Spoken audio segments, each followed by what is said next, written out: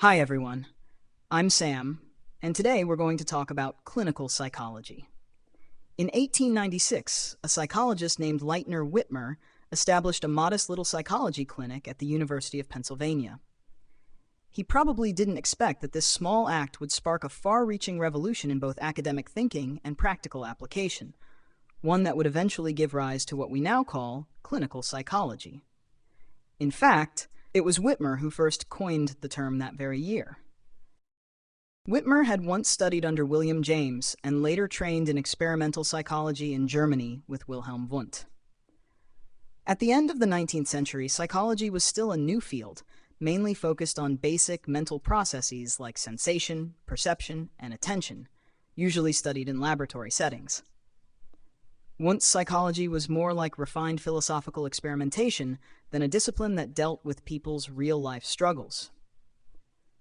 But Witmer had a different vision.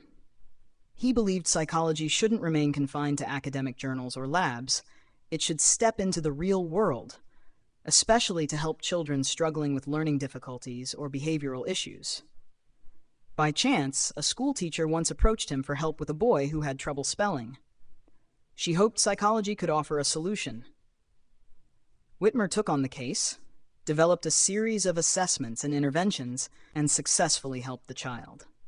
That experience inspired him to found his clinic, and in a later paper used the term clinical psychology for the first time, referring to the idea of treating psychological problems the way medicine treats illness, through observation, evaluation, and intervention. At the time, Witmer's ideas weren't well received by the mainstream psychological community. Many of his peers questioned him, saying, "Psychology isn't meant to solve individual problems. It's about discovering universal mental laws." But Witmer firmly believed that if psychology couldn't help real people, its value needed to be reconsidered. His clinic eventually became the world's first university-affiliated center for psychological treatment, and he founded the first journal to bear the name Clinical Psychology, called the Psychological Clinic. In the inaugural issue published in 1907, he wrote in the editorial, "The purpose of clinical psychology is to help children who face difficulties in school life. This is a practical, not theoretical, endeavor." That statement laid the foundation for clinical psychology's original mission. More than a century later, we've long since moved beyond just helping children with spelling problems. Yet Witmer's view remains strikingly relevant. Clinical psychology was born not from abstract theory, but from a real-world response to human suffering.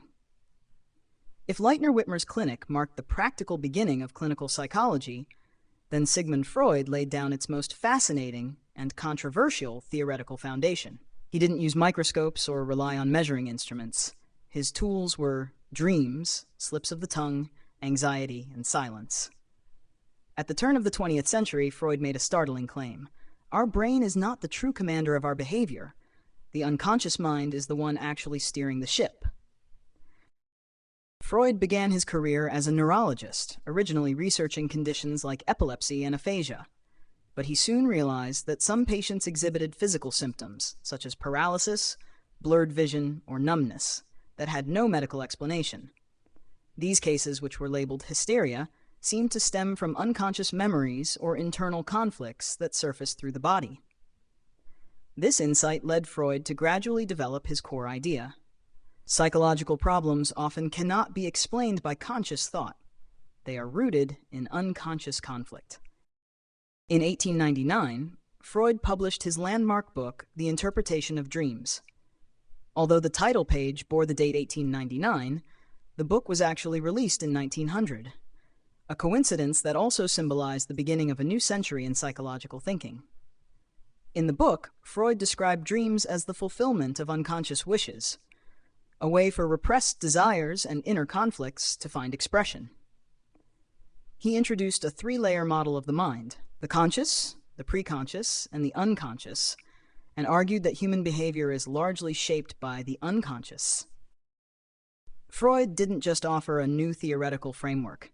He invented a whole new method of treatment: psychoanalysis. In his Vienna office, he asked patients to lie on a couch and speak freely, letting hidden conflicts gradually surface through what he called free association. He wasn't just listening. He was interpreting both what was said and what was left unsaid, helping patients become aware of deeply buried emotions and memories. The goal was healing through self-awareness. At the time, this approach was bold, even radical. Society was not yet ready to confront the inner world of desires and conflicts, especially those related to sexuality. Still, Freud's ideas spread rapidly, almost like a virus, influencing not only psychology, but also literature, art, and philosophy. Of course, Freud's theories have faced heavy criticism over the years for lacking empirical evidence, for overemphasizing sexuality, and for being hard to test scientifically. But his influence on the history of psychology is undeniable. Freud shifted the focus of psychology to something it had never seriously addressed before: the inner life of the individual, how we relate to ourselves, and how we understand our pain and our desires. In the evolution of clinical psychology, Freud's greatest contribution may not have been his specific theories, but rather the powerful idea he introduced: that psychological distress is not a sign of madness, but something that can be understood, listened to, and even healed. As psychology entered the 20th century, an unexpected external force accelerated the transformation and practical evolution of clinical psychology: war. In particular, World War I marked the first large-scale application of psychology in both social and military settings. Psychological testing, originally just an academic research tool, suddenly became a matter of national defense, destiny, and even life and death. This story begins with French psychologist Alfred Binet. In 1905, he and his assistant, Théodore Simon, developed the world's first intelligence scale. The purpose was simple: to help educators identify schoolchildren who needed special assistance so they could receive more appropriate instruction. This tool was later adapted by Stanford University psychologist Louis Terman into the Stanford-Binet Intelligence Scale, forming the foundation of modern IQ testing. But the use of this invention quickly expanded beyond the classroom. In 1917, when the United States entered World War I, the military faced a pressing problem: how to efficiently and fairly assign roles to the millions of young men drafted into service. After all, sending a mathematically gifted engineering student to dig trenches, or putting an emotionally unstable recruit in charge of a unit, could be dangerous on the battlefield. To solve this, the American Psychological Association brought together psychologists to develop the first group-administered psychological tests: Army Alpha and Army Beta. Alpha was designed for literate soldiers, while Beta targeted those who were illiterate or non-native English speakers, using images and symbols to test logic and comprehension. These tests marked the first time psychology was applied at scale within a national system. They boosted military efficiency and gave psychological testing a new level of public recognition. From that point on, psychological testing was no longer just an academic tool. It became central to education, the military, business, and clinical practice. In clinical psychology, intelligence and personality tests began to play a critical role in assessment.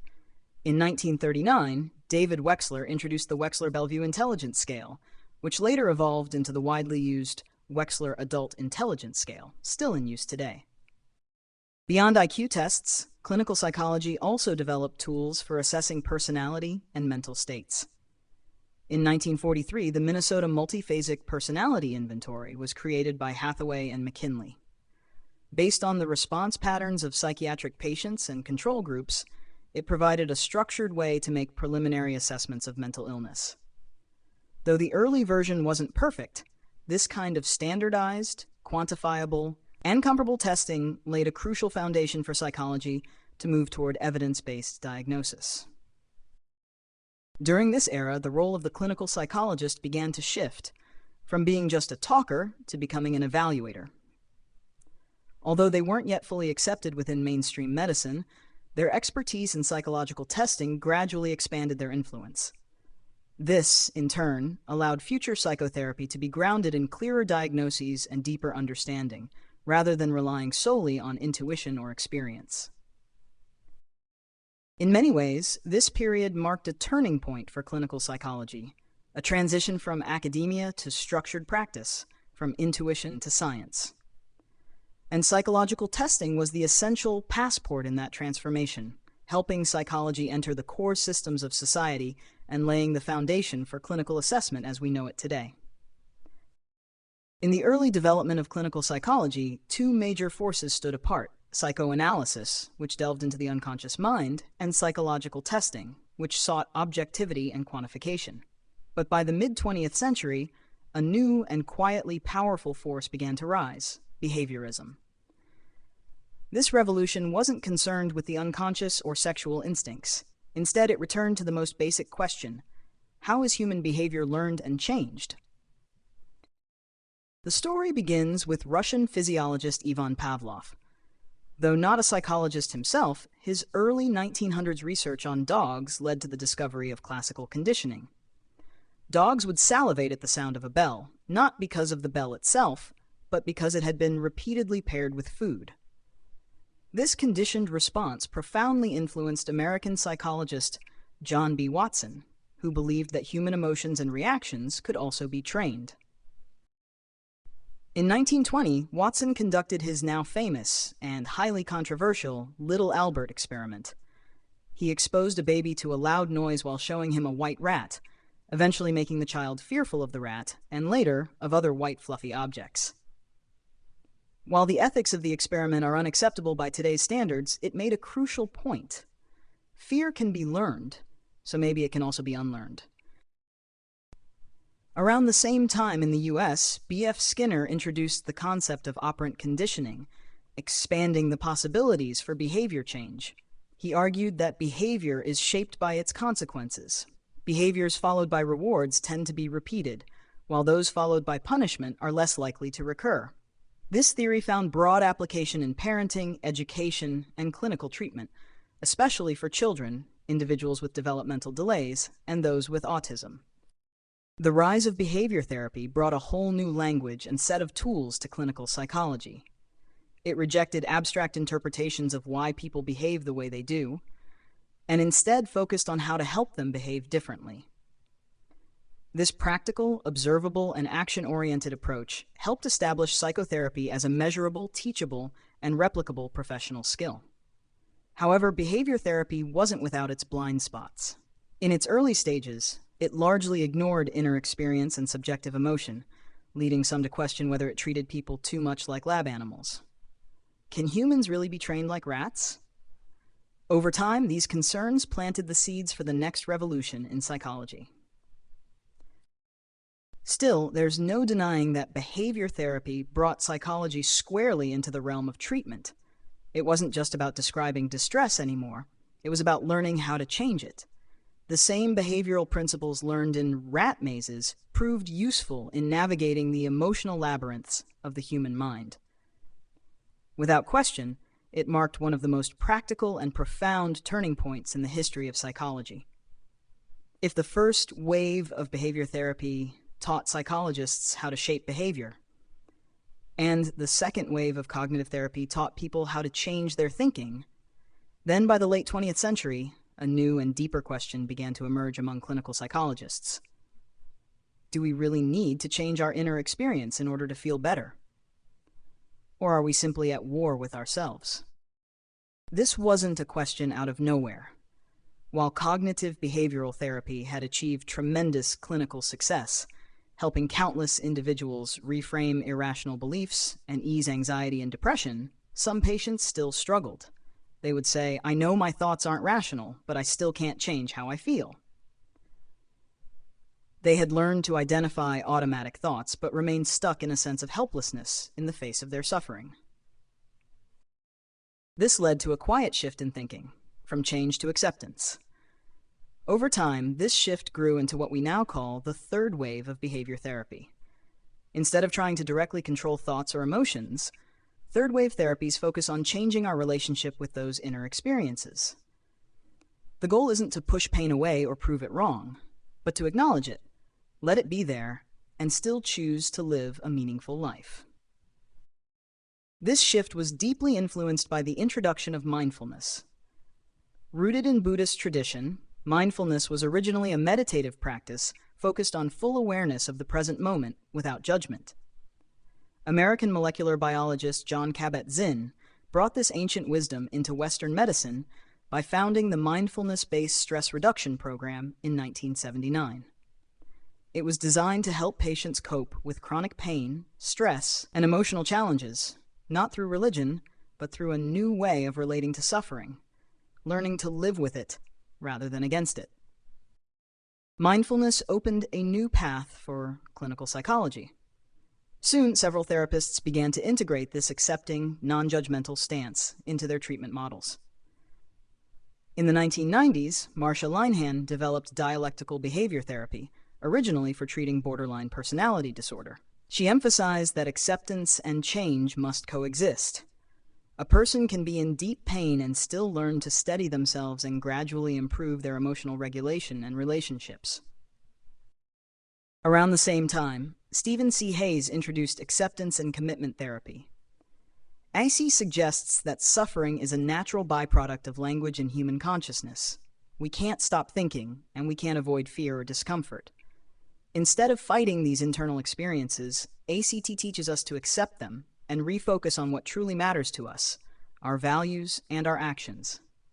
The goal is no longer to eliminate symptoms, but to build psychological flexibility, the ability to keep moving forward, even with pain. What defines the third wave of behavior therapy is its inclusiveness and integration. It doesn't reject earlier approaches, rather it fills in a missing piece of the human experience. After all, much of our suffering isn't just because we feel sadness or anxiety, it's because we resist feeling them, or even blame ourselves for not overcoming them. Third wave therapies gently remind us, you don't have to be perfect to begin living. You just have to be willing to be honest with yourself. In this way, psychotherapy is no longer just a tool for symptom reduction. It becomes a philosophy of living. It teaches us how to live with more choice, more direction, and less fear in the face of our imperfect human condition. In most people's minds, the image of a clinical psychologist often carries a sense of calm and gentle presence.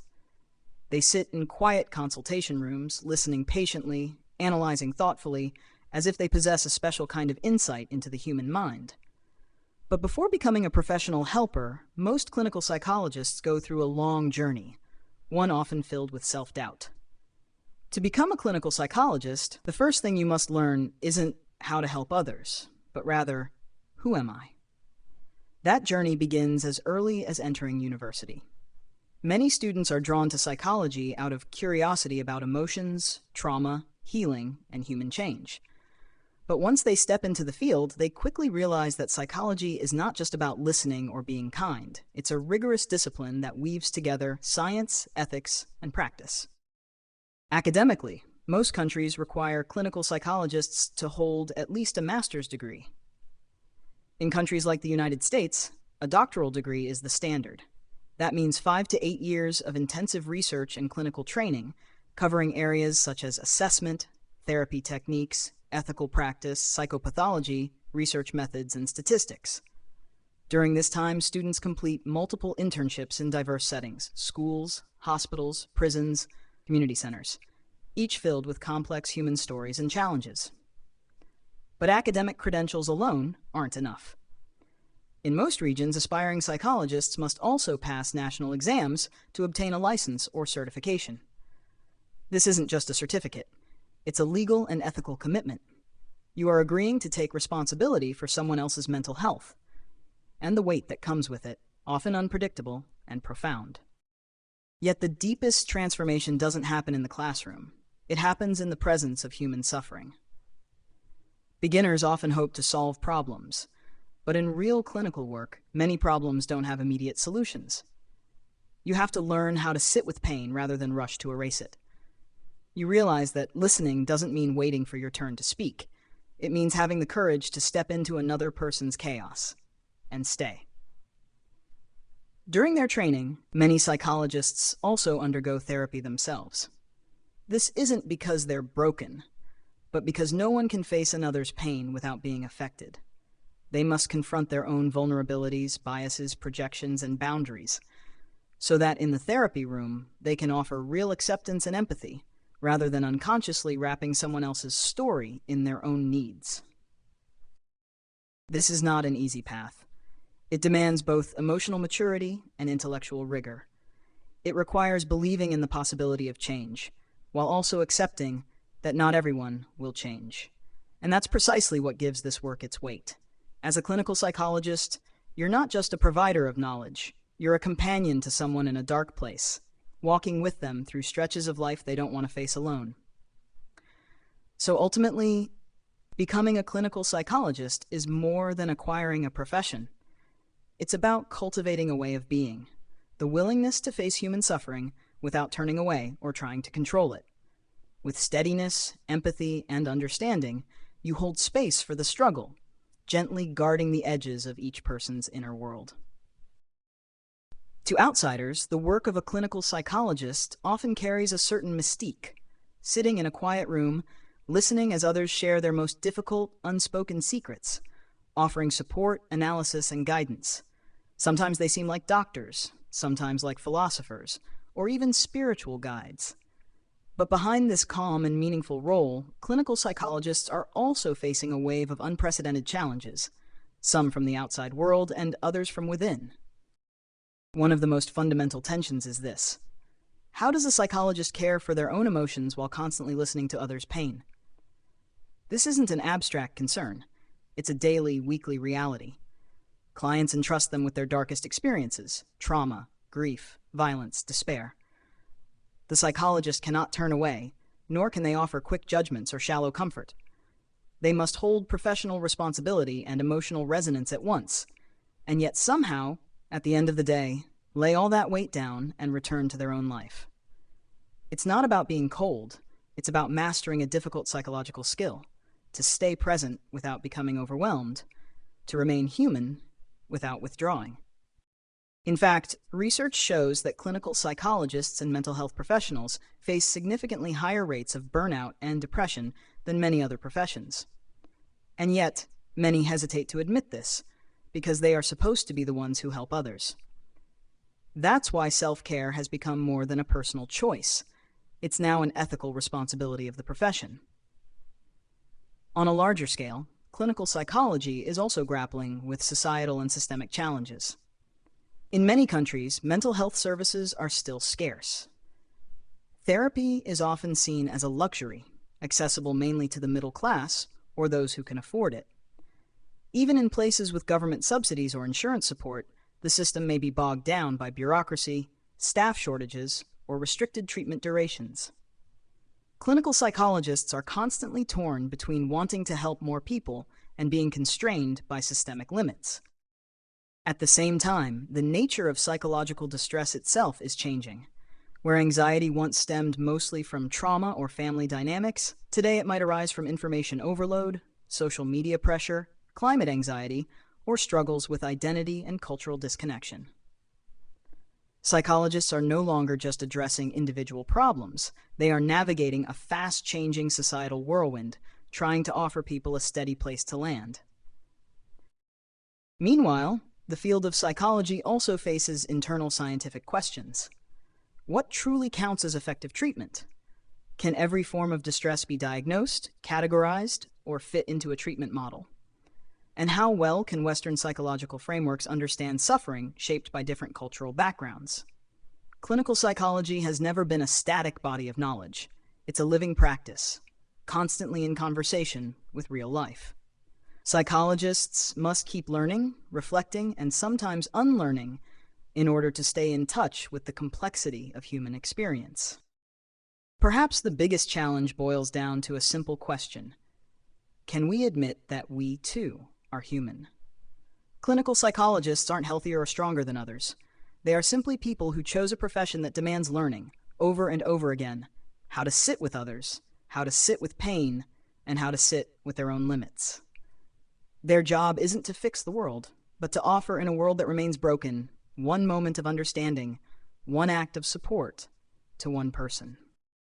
And maybe that is the deepest challenge of clinical psychology: to keep choosing gentleness, honesty, and presence, even in the face of uncertainty and imperfection. That's it for today, and I'll see you in the next episode.